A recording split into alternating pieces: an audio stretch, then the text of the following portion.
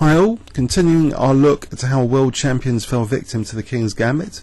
Let's not miss out this Anatoly Karpov game played in 1982 Hamburg against Boris Spassky.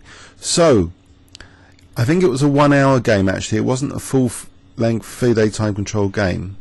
And it was, I think, designed for TV. If you look at the commentators at ChessGames.com, some of them saw it on TV and it was quite amusing to follow. The reactions of the players. It was though sort of they were doing a live commentary of the game at the time, and it was nice to follow on TV. So King's Gambit and knight f3 is played, not the bishop c4 line. Anatoly Karpov plays d6, which I think is Fischer's recommendation, you know, with the quick g5 later, not g5 immediately, but this high class waiting move. So as we learnt from Fischer, it sort of stops the use of the knight coming to e5. If white's going to undermine, you know, with g5 with h4 later, you don't want the knight coming in there. So bishop c4 was played, now h6. So it's still got this idea of, you know, playing for g5. Maybe the bishop's going to be good on the diagonal. g4 might be handy later to undermine white's control of d4. Spassky's not too concerned. He plays d4. g5 happens. And now white castles. Bishop g7, very logical placement for black, very logical setup. So controlling e5 as well with that pawn, threatening g4 potentially. So now g3 is played, an interesting move, trying to undermine black's pawn structure, breaking up the lines. Karpov now plays g4, and Spassky's reaction is, you know, that the rest of the game is played with some passion and delight after this move. He kind of must have liked this sort of position now, because he's at least breaking up this diagonal a bit. He's loosening black's pawns a bit, softening the black position, and it's quite committal to play this move f3 now for Karpov. Knight c3, now knight c6, attacking that d4. It has to be protected in this position. So bishop e3 was played, knight f6. What's going on here, you might ask? Well, you know, white has potential pressure on this diagonal, and Karpov is going to have a very long think soon when he's about to castle kingside. Apparently, he did make great considerations for king f8, but first queen d2, and before casting or anything, there's a neat little tactic, it seems, that Karpov played here. To knock out white's centre pawn. He played knight takes e4, temporarily sacking a piece. So after knight takes e4, d5.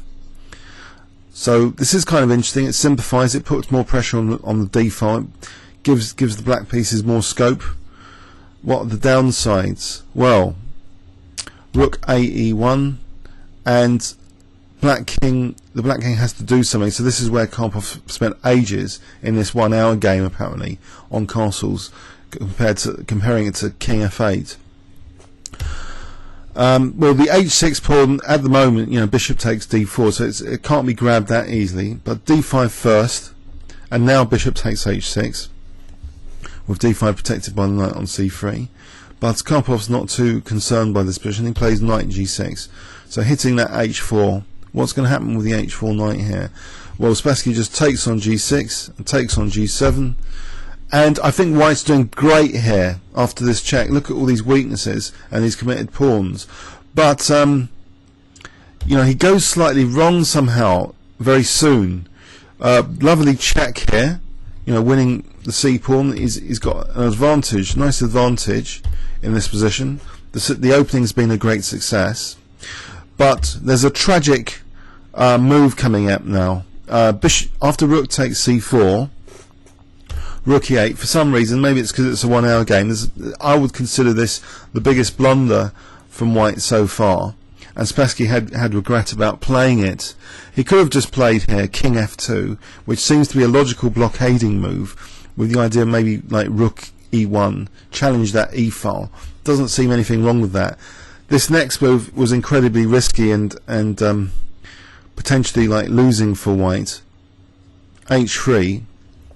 Spassky simply played bishop takes c2, and he's got access to d3 now, and also this menacing threat of f2 is on the horizon. And in fact here, after rook d4, I was checking this Rybka the day before yesterday. F2 check in some lines is getting really dangerous.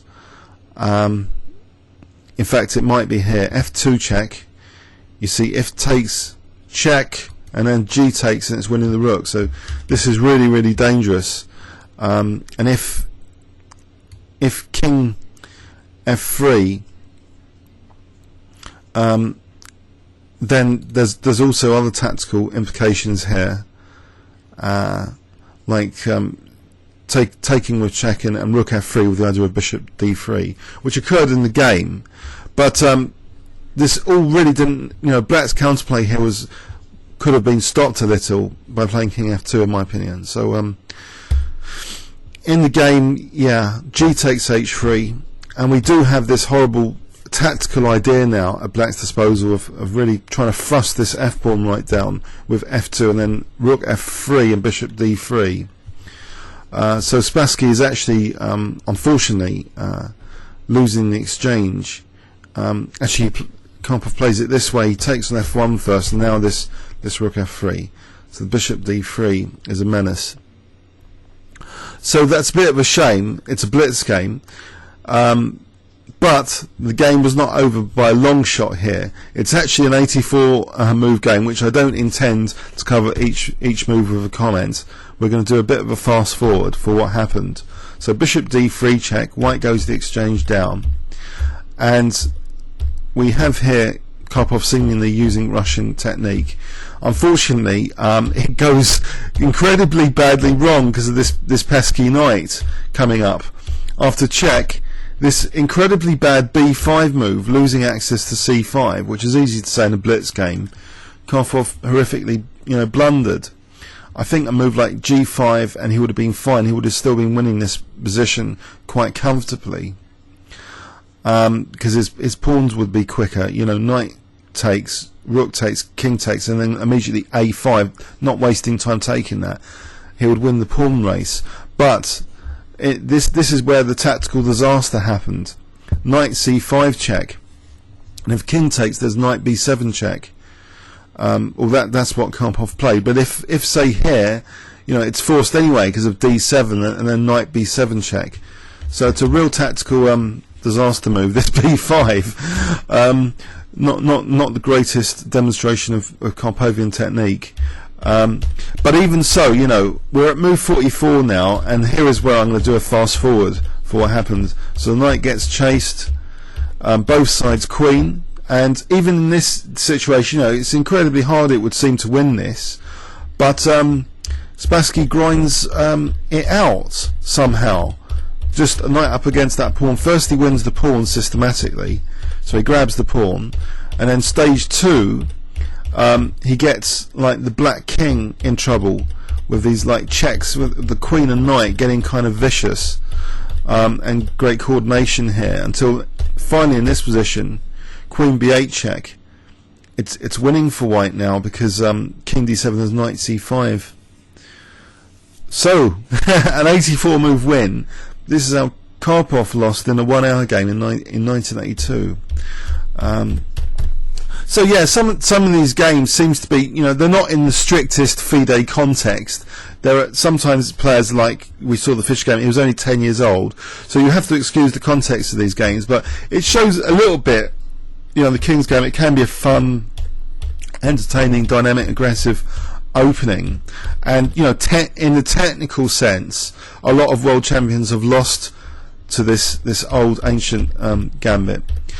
And the reason I'm interested is this positional sacrifice idea, this balance of material versus quality and time. These three factors, independent factors, and the King's Gambit is a nice demonstration. Giving up a pawn early for long-term compensation, but the lines are being well worked out for Black for how to equalise and gain counterplay, which is why it's become less effective than it used to be. In the middle of the Romantic era of chess. So technically, yeah, Karpov was losing this. Sorry, Karpov was winning this rather, but then when he horribly blundered with this B5 move. Comments or questions on YouTube? Thanks very much.